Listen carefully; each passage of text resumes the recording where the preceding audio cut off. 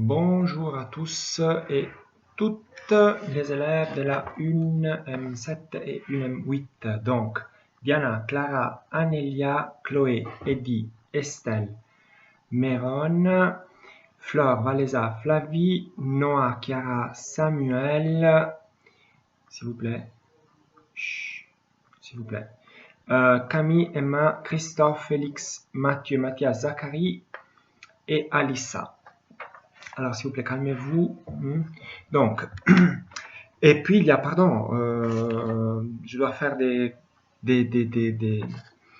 leçons groupées. Donc, dans la 1M8, il y a Maëline, Matteo, Yanis, Chloé, Asia, Ella, Ivan, Alexis, Sarah. Vous aussi, vous, un peu plus calme, s'il vous plaît. Noémie, Julie, Léa, Maya, Gerta, Margot, Tiffen, Valentin, Noah, Noémie, Svea et Lula. Donc, d'abord, merci pour vos mails. Ça me fait plaisir d'avoir un contact avec vous de toutes sortes. Donc, si sur les vidéos, vous mettez des commentaires qui concernent n'importe quoi, moi je réponds. Si vous ne comprenez pas quelque chose dans les vidéos, effectivement, je réponds. Je me rends compte que l'audio, des fois, était pas génial. Essayez de comprendre, s'il vous plaît, il y a un peu de patience. Et j'essaie de, si jamais je l'ai refait, mais une fois que je suis un peu avancé dans le programme, parce que je souhaite d'abord terminer ce qu'on doit vraiment voir après. Si jamais je reviens en arrière, je fais des vidéos. Merci. Vous pouvez aussi me répondre par mail. Vous pouvez aussi me téléphoner. Il y en a qui l'ont fait d'entre vous. Il doit y avoir mon numéro sur la toile.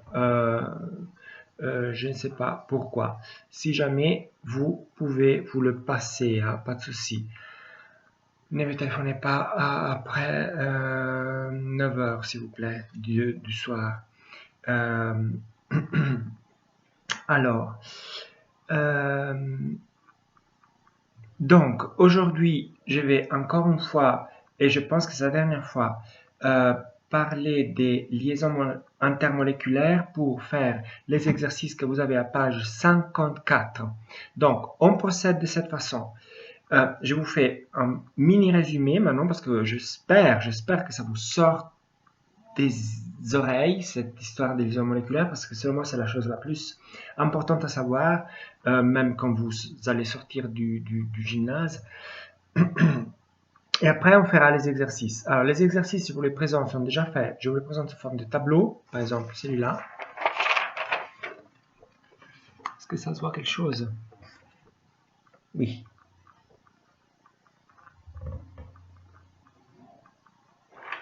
Voilà, vous n'avez que à faire stop et voir le corriger. Moi, je les commente de toute façon. Hein. Donc, les liaisons intermoléculaires, je vous l'ai dit, celles qu'on a vues, les plus importantes sont celles-là. Donc, on voit les plus importantes, il y en a beaucoup. Hein. On voit les liaisons au pont hydrogène qui sont caractérisées par avoir un groupe OH ou un groupe NH dans une molécule. Donc, les molécules qui forment les liaisons au pont hydrogène sont les molécules qui présentent un groupe OH ou NH. Surtout s'il y a le groupe OH, la liaison intermoléculaire qui se formera entre molécules est très forte. Et donc la molécule aura, par exemple, un point d'ébullition relativement haut. Point d'ébullition relativement haut, c'est-à-dire compris entre 50 et 100 degrés. Voilà.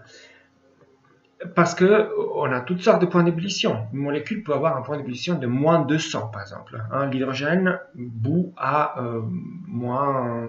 je vais vous le dire tout de suite. Non, je ne vous dis pas parce que j'ai perdu du temps. L'hydrogène bout à moins 253. Pardon. Mais voilà, si vous avez un point d'hydrogène, le point d'ébullition est relativement haut. C'est clair, il y a des points d'ébullition encore plus hauts, hein, dans quelques centaines de degrés. Mais déjà, entre 50 et 100, c'est relativement haut. Après, vous avez les liaisons de Van der Waals.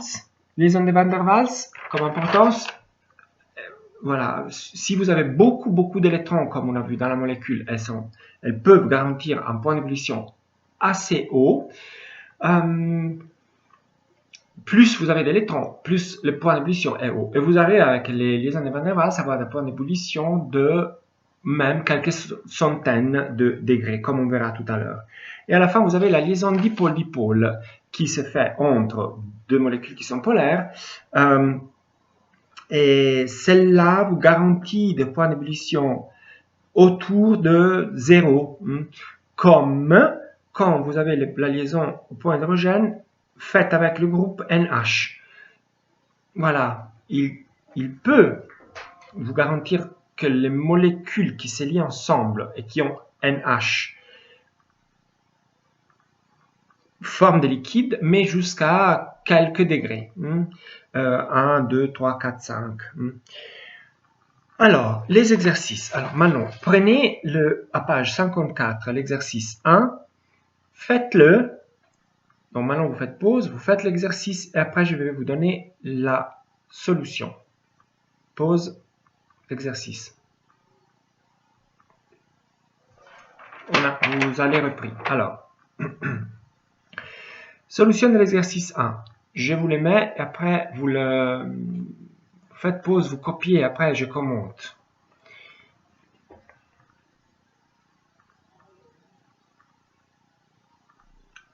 Voilà, là, ça se voit relativement bien. Donc, vous voyez que vous avez en haut, le premier, la méthylamine, qui a un groupe NH là. Donc, vous avez la formation d'une liaison à hydrogène et effectivement, cette molécule a un point d'ébullition de -6. Comme je vous ai dit, c'est pas trop haut. Hein. À -6, ça bout. À -7, disons à -7, si vous avez une montagne, vous avez la méthylamine qui est liquide. À -6, ça bout. Mais elle est quand même liquide. Par contre, quand le groupe est OH, il est beaucoup plus, le point d'ébullition est beaucoup plus élevé. Comme vous avez, si vous remplacez NH2 par OH, comme dans ces cas-là, vous avez le méthanol, qui est un alcool qui bout à 64 degrés. Vous avez vu, hein, si jamais vous faites stop, maintenant, là, ça se voit. Vous faites stop, vous copiez, et après, comme ça, vous pouvez voir où j'indique, hein, à peu près dans la feuille. Hein. Donc, le méthanol bout à 64 degrés, il forme des liaisons à hydrogène. Par la suite, vous avez l'acide sulfhydrique, H2S. C'est un gaz. Alors, il ne peut pas faire des liaisons à hydrogène.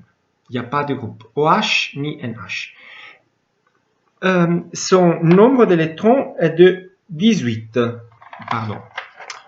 Oh là là. Désolé. Hein. 18 électrons. Et il bout effectivement -60. Parce qu'il ne peut ni faire la liaison à hydrogène, ni la liaison de Van der Waals. Et il n'est pas polaire. Donc, il n'y a aucune liaison qui peut se faire. Pardon, je me corrige. Il peut faire des liaisons de Van der Waals si les températures sont tellement basses, donc moins de 60, que les molécules sont toutes immobiles.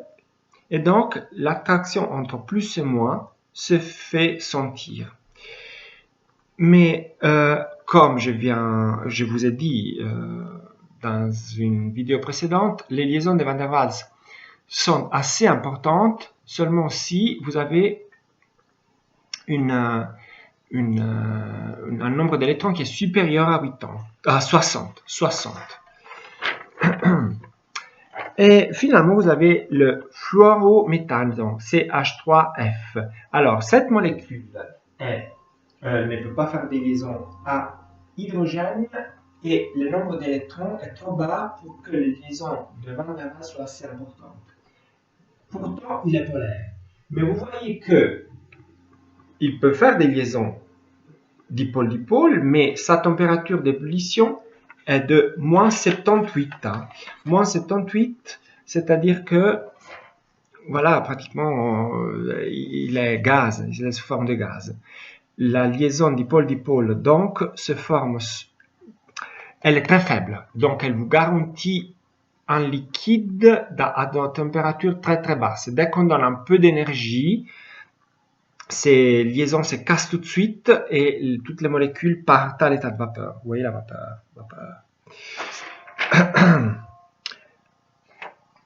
Je mets la prochaine sur la vidéo parce que les vidéos sur YouTube peuvent se charger seulement si elles sont courtes. Prochaine vidéo alors. Ciao!